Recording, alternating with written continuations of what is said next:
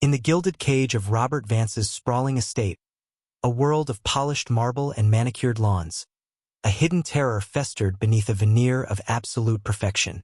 This isn't a story of financial intrigue, but of a quiet, relentless nightmare unfolding in the very heart of luxury. Sarah, a longtime fixture in the Vance household, a black woman who moved with a practiced efficiency that belied the storm raging within. For years, she had meticulously maintained the billionaire's pristine surroundings, her crisp uniform a stark contrast to the burgeoning darkness she carried. Each morning, as the delicate clink of porcelain echoed through the grand kitchen, Sarah battled an internal tremor. The faint scent of chamomile, meant to soothe, only intensified the knot of fear in her stomach. She was a woman living a double life, dedicated employee by day, a prisoner of fear by night. On a seemingly ordinary morning, as light streamed through wide French doors, the meticulous order of Robert Vance's world was shattered. His sharp blue eyes, usually fixed on financial reports, momentarily lifted. What he saw shocked him to his core. A dark, purplish bruise, stark against Sarah's cheekbone, partially hidden beneath her left eye. Her flimsy excuse, "I just bumped into a cabinet," failed to convince a man who built empires on discerning truth from deception. As she reluctantly turned, the full extent of the horror was revealed. A deep, angry mark, a faint cut on her lip, and a telltale red mark peeking from beneath her sleeve. This wasn't an accident. This was violence. Confronted by Vance's steel-edged voice, the dam broke. Tears streamed down Sarah's bruised face as she whispered the name of her tormentor. Mark, her husband. The motive. His resentment over her working for the wealthy Vance, a perceived slight to his fragile masculinity. The chilling revelation. This wasn't an isolated incident. The fear wasn't just for herself, but for Jacob, her 7-year-old son, dependent on her secret financial lifeline to her sister. Sarah's desperate plea, "Please don't get involved. He'll be furious," underscored the profound grip of abuse, where the victim often feels compelled to protect their abuser out of fear of greater reprisal. The tense quiet of the mansion was abruptly shattered. A violent, aggressive pounding erupted from the front door. Bang, bang, bang. Sarah's reaction was visceral, a raw, animalistic terror. The teacup rattled. Her body flinched violently. "It's him, isn't it?" Vance asked, his voice low, discerning the answer in her trembling form.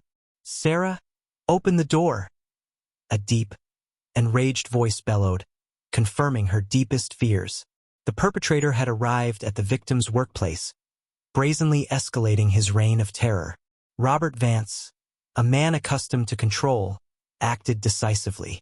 Placing a reassuring hand on Sarah's shaking shoulder, he commanded, "Stay here. I'll handle this." Ignoring her frantic pleas not to provoke her abuser, Vance pulled out his phone. The ensuing 911 call was chilling in its clarity and resolve. "This is Robert Vance at mansion address. I have a situation. A male suspect has forced entry onto my private property, assaulted my security staff, and is now trespassing inside my residence.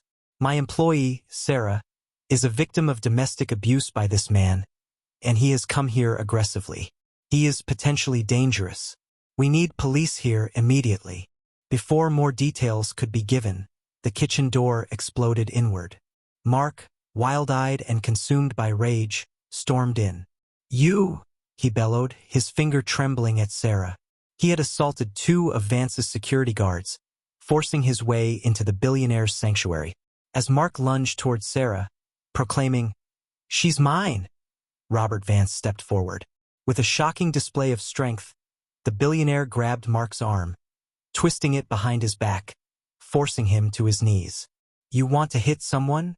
Try me," Vance hissed, his voice deadly calm, radiating a quiet, dangerous power. He then instructed his guards to confirm police were en route, stating, "He's trespassing, assaulting my staff, and violating every decency a man should have. Inform them we have him restrained." Within minutes, the wail of sirens cut through the exclusive neighborhood. 2 police cruisers arrived, their officers quickly assessing the chaotic scene. Robert Vance, calm and collected, laid out the charges: trespassing, assault on his security, and a documented history of domestic abuse against Sarah, whose visible injuries served as undeniable evidence. Mark, still bellowing his possessive claims, was expertly cuffed and led away. His reign of terror finally brought to an end. "Not anymore," Robert stated sharply as the door closed behind the perpetrator. "You're done." Sarah collapsed, her suppressed sobs finally breaking free. Her fear, ingrained over years, lingered. He'll find a way. He always finds a way.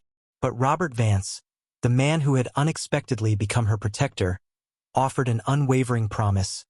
Not this time. He vowed to secure a restraining order and, more profoundly, offered a path to complete safety for her and her son, Jacob. That evening, he personally drove her to a confidential safe house, providing a substantial sum of money for a new beginning and the promise of a job should she ever feel safe enough to return. In the sterile, perfect world of Robert Vance's mansion, a hidden darkness had been exposed, and an unexpected act of compassion had rewritten a victim's fate, paving the way for a future finally free from terror.